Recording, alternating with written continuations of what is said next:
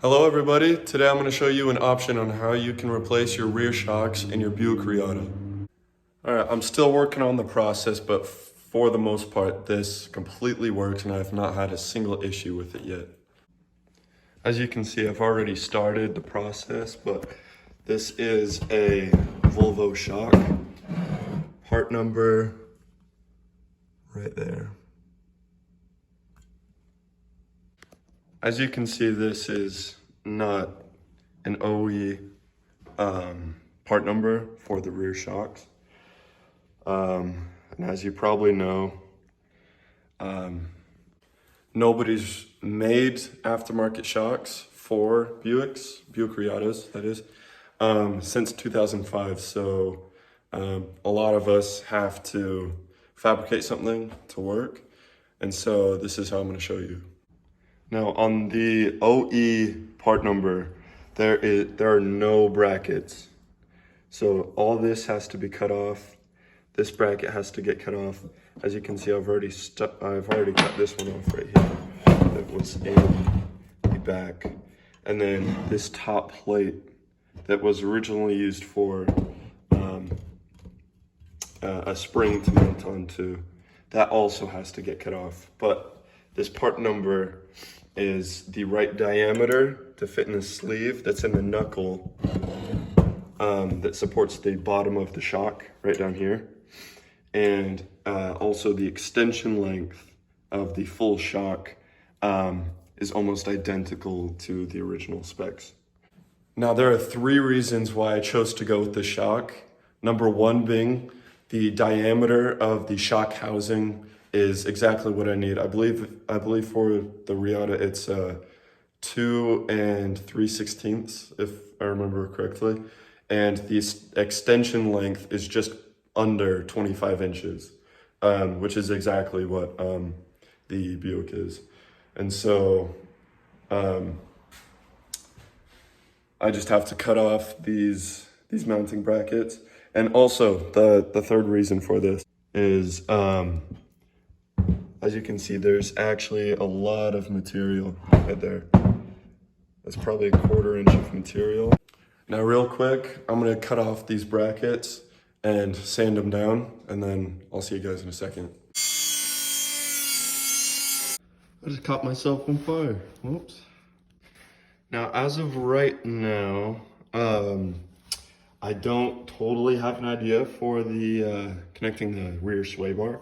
So I'm gonna leave this I don't know, bracket attached, and if it turns out, I might be able to use that for the rear sway bar, but as of right now, I'm gonna leave that there and continue on to this plate. All right, now that that's cut off, you're just gonna wanna go in with a grinder and smooth out all those burrs.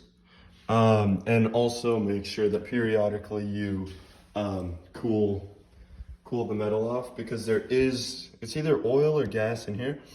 You have to be very, very careful that this doesn't like freaking explode, because the main seal up here is some sort of rubber or plastic, and so if that gets too hot, it can melt, and then your shock is completely ruined.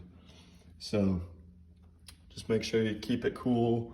And now we'll just knock off all these burrs and smooth it out. All right, now that those are knocked down, I just hit it with this foam. I don't know what you call that. But just to make sure that there's no sharp edges, because there will be a boot on this, and you don't want that to get cut, because then debris can get onto that chrome rod and ruin your seal. But as of right now, that's basically what it looks like. Again, I'm gonna keep that bracket just in case I find a way to connect the sway bar to it. I'll probably show that another time, but as of right now, that's what it'll look like. Now, if you do look closely, the edge of that does protrude out. And depending on how narrow that sleeve is in your knuckle, that you slide the shock into. You may have to grind this down to make it just a bit skinnier, but what I'm gonna do is just make sure that this right here is just flat, and so there's no protrusion like that, you know what I mean? So just gonna take care of that, and then you're basically done from there. The top, however, is kind of difficult because the threads on here, from this step up, it's not really long enough, so you can't use the original top mounts and bushings. So you kind of have to figure out what to do up there. All right. Now, just so you guys are aware, there are three bolts you have to take out. So at the top up there, that's where the top of the shock will mount, and the threads will come up out there. And then down here, that's I just have a screwdriver holding it apart, but let's see, right there, you can see where that bolt goes in to clamp the shock in place. And then right here, as you can see, that's a sway bar. And so 1, 2, 3 points of connection. So I just got that out just in prep for when the shock is all done. All right, I have finished grinding down around that. It is pretty crude, but it is what it is. I also chopped a bit of the bracket that kind of hung down right there, because a majority of this has to slide all the way into that knuckle. But I guess the more important thing is just to match both sides of the vehicle, just so the car's not lopsided or whatever. So as you can see right in here, all these little circular pieces, these are parts, like components of the top mounts to the original shocks. Right here is a bump stop, and a bunch of, this is kind of the top piece, and the nut just went right on top. Really hard to explain, but I'll show you what I'm doing, and you could copy or kind of figure out your own thing. So with these 5 components, you'll be able to mount, I guess 6 components with the nut.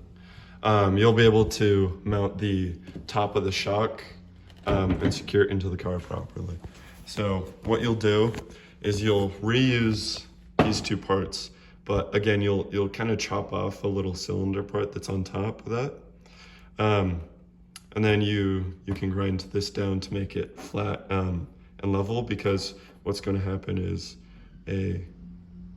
one of the washers is going to be right there, and then your nut on top of that, just so it's all secure. So these are the parts that you'll use on the top of the tower that's found in the wheel well for mounting the top of the shock. So those will go on the top of the tower, and then for the lower part, you'll reuse this bit, and as you can see, there's a lip in there. And so that's why I got this brass bushing. And so I cut about 1/4 inch off the top, and so you just drop this down in there, and then so now the top of that bushing is level with the inside of that. And so now what you'll do is you'll grab this washer, push that in, and then you'll flip this like that, and you'll feed this onto there in a second. So with the washer, the bushing, and I'm not sure what to call that, this top mount, that's what it'll look like. All right, I'm gonna get this in just through the bottom mount right there, and I'll be right back. Now that it's in, we can get that top mount, all those components. Also, don't forget your boot. The one I'm using right now, this is for a replacement for just a regular Buick Reatta OEM shock. And on the other side, it worked great, so we're gonna use it here too. All right, now that that bottom mount is in, make sure you could feel the rim of the mount popping through the hole right there.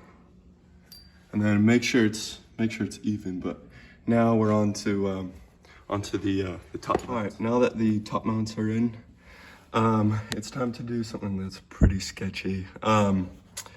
Basically, if you were to tighten this with like a crescent wrench or something, this rod would spin with it. And on most shocks, there's a Allen key on the tops of the stud. But since we don't have that, we're going to have to take a grinder and grind a flat surface up on the top right here, as well as 180 degrees opposite to it, so that we can get a pipe wrench in there to hold the rod still while we tighten the top and secure it in.